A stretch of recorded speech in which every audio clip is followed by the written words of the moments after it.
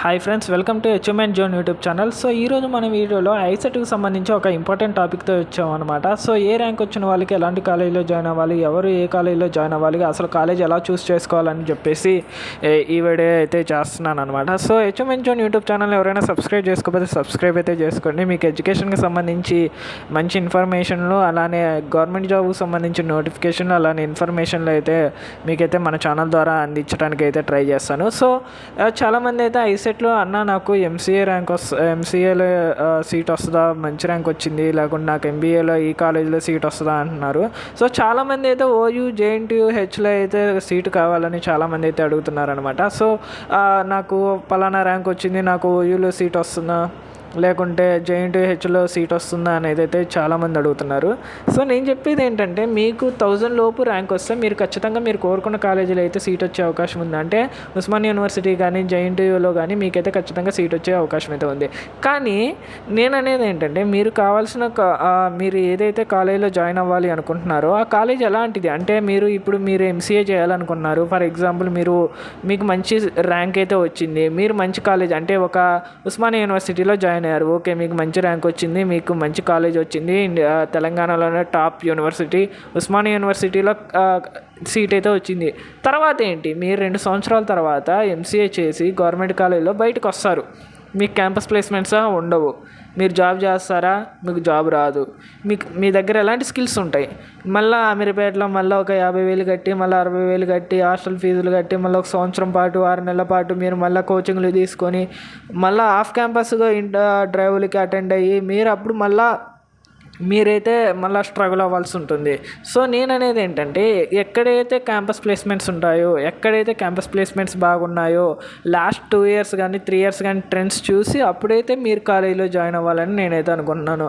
Same MBA కానీ MCA కానీ ఎవరైనా కానీ, ఫర్ ఎగ్జాంపుల్ మీరైతే వర్కింగ్ ఆస్పిరెంట్ అయితే, మీరు కనుక ఎంబీఏ చేయాలి అనుకున్నప్పుడైతే, అంటే గవర్నమెంట్ జాబ్కి ప్రిపేర్ అవుతూ ఎంబీఏ చేయాలనుకుంటున్నా, లేకుంటే జాబ్ చేసుకుంటూ ఎంబీఏ చేయాలనుకున్నా, వాళ్ళ కోసం అంటూ సపరేట్గా ఉస్మానియా యూనివర్సిటీకి సంబంధించి కొన్ని కాలేజెస్ లిస్ట్ అయితే ఉన్నాయన్నమాట. సో ఆ లిస్ట్ అనేది మన ఛానల్లో అయితే ఉంది, నేనైతే డిస్క్రిప్షన్లో ఇస్తాను.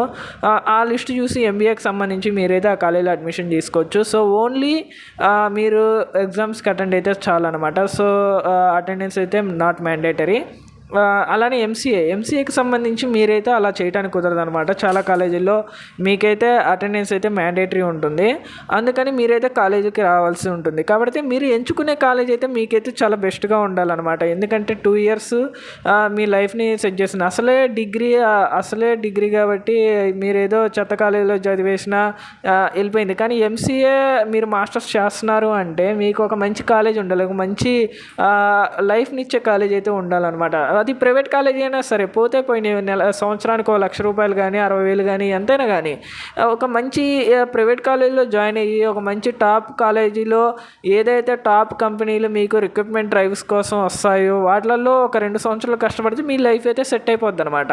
అలా కాకుండా గవర్నమెంట్ కాలేజీలో చేరదాం అనుకుంటే మీకు మిగిలేదైతే బూడిదని నేనైతే అంటాను. ఎందుకంటే గవర్నమెంట్ కాలేజీలో ఇప్పుడు రిక్రూట్మెంట్ ఏముంది, గవర్నమెంట్ కాలేజీలో ప్రొఫెసర్లు ఉండరు. ఇప్పుడు ఉస్మానియా యూనివర్సిటీ ఉంది, ఉస్మానియా యూనివర్సిటీలో ప్రొఫెసర్లు ఎప్పుడో తలవండినోళ్ళు, కొత్త రిక్రూట్మెంట్ లేదు, ఫ్యాకల్టీ షార్టేజ్ ఉంది. సో ఇన్ కేస్ సిలబస్ అయితే ఇంకా కంప్లీట్ అవుతుంది ఇన్ టైంలో అనుకున్నా కూడా ఓకే, అంతా బాగానే ఉంది. మీరు ఎంసీఏ ఉస్మానియా యూనివర్సిటీ నుంచి చేశారు, తర్వాత ఏంటి, మీకు క్యాంపస్ ప్లేస్మెంట్స్ ఉంటాయి ఉస్మానియా యూనివర్సిటీలో. గూగుల్ కానీ, మైక్రోసాఫ్ట్ కానీ, ఇన్ఫోసిస్, టెక్ మహీంద్రా, టీసీఎస్ లాంటి కంపెనీలు ఉస్మానియా యూనివర్సిటీకి వస్తాయా? రావు కదా. అలాంటప్పుడు మీరు ఏం చేయాలి మరి? మీరు ఎంసీఏ చేసి ఉస్మానియా యూనివర్సిటీలో మీరు ఎక్కడికి వెళ్తారు? మళ్ళీ అమీర్పేటకు వచ్చి మళ్ళీ కోచింగ్లే కదా తీసుకునేది. అందుకని నేను ఏమంటున్నానంటే, డబ్బులు పోయినాయి కానీ మీరైతే ఒక మంచి ప్రైవేట్ కాలేజీలో అయితే జాయిన్ అవ్వండి.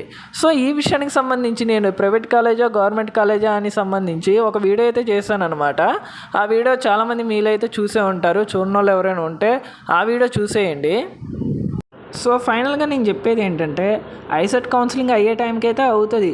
మేబీ ఆగస్టు ఎండింగ్లో అవ్వచ్చు, సెప్టెంబర్లో అవ్వచ్చు, అయ్యే టైంకి అయితే అవుతుంది. మీరైతే డాక్యుమెంట్స్ తీసుకొని రెడీగా ఉండండి. కానీ మీరు ఎంచుకునే కాలేజే మిమ్మల్ని మీ లైఫ్ని అయితే డిసైడ్ చేస్తుంది. మీరు ఎంచుకునే కాలేజ్ అయితే కరెక్ట్గా ఉండాలి. మీరైతే వెరిఫై చేసుకోండి ఏ కాలేజ్ మంచిది, ఏ కాలేజీలో మంచిగా చెప్తారు, ఏ కాలేజీలో మన స్కిల్స్ని అప్గ్రేడ్ చేసుకోవచ్చు, ఏ కాలేజీలో క్యాంపస్ ప్లేస్మెంట్స్ ఉంటాయి, ఏ కాలేజీలో ప్రీవియస్గా ప్యాకేజ్ ఎంత వచ్చింది, ఏ కాలేజీలో ఎంత పర్సెంటేజ్ ప్లేస్మెంట్స్ జరిగాయి అనేది అయితే మీరైతే బ్యాక్గ్రౌండ్ వెరిఫికేషన్ చేసి ఆ కాలేజీకి సంబంధించి ఒక 5 కాలేజీలు తీసుకొని అందులో మీరు వెబ్ ఆప్షన్లో పెట్టుకోవడానికి రెడీగా ఉండండి. కౌన్సిలింగ్ అయిపోయిన తర్వాత హడావుడిగా వెబ్ ఆప్షన్లో పెట్టుకొని హడావుడిగా కాలేజీలో జాయిన్ అయ్యి హడావుడిగా మీ లైఫ్ని అయితే స్పాయిల్ చేసుకోవద్దని నేనైతే అంటున్నాను. ఎందుకంటే బయట జాబ్ మార్కెట్ అయితే లేదు. కొన్ని వందల మంది అమీర్పేటలో కోచింగ్లు తీసుకుంటూ చాలామంది ఉంటున్నారు, మీ అందరికీ తెలుసు. సో మీరు ఎలాంటి కాలేజీలో జాయిన్ అవ్వాలి అనుకునే వాళ్ళు మీరైతే ఒక వీడియో నేను చెప్పాను కదా, government college versus private college అని, ఆ వీడియో చూసి మీరైతే డిసైడ్ అవ్వండి. అలానే ఎలాంటి కాలేజ్, మీ లొకాలిటీలో ఉన్న కాలేజా లేకుంటే హైదరాబాద్లోనా లేకుంటే మీ డిస్టిక్లో ఉన్న కాలేజా ఏదనేది అయితే మీరైతే డిసైడ్ అవ్వండి.